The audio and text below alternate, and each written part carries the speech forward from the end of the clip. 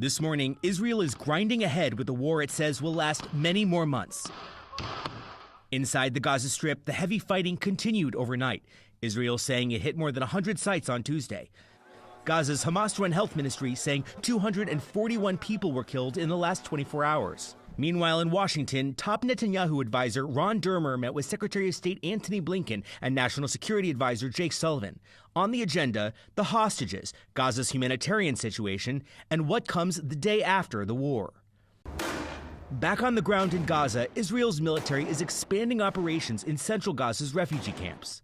In northern Gaza, where Israel says it now has almost full control, Israel's military brought NBC News inside what it says is the largest Hamas tunnel discovered so far, some 10 feet high and 2.5 miles long, the IDF says, with concrete walls. This is the entrance to the tunnel, and you can see how it goes from the surface of the earth diagonally into the ground. You can easily see how they could fit an entire full-size vehicle down into this tunnel. And in southern Gaza, volunteers carried out a grim task in Gaza's sandy earth. They dug a mass grave and laid to rest 80 Palestinians. This is Mohammed. His mom was killed when their house was bombed. His dad is missing.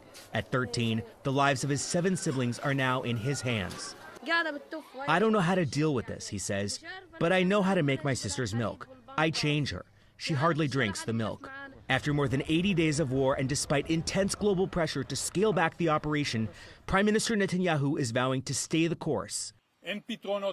His military chief of staff saying there are no shortcuts to dismantling a terrorist group. There are no magic solutions.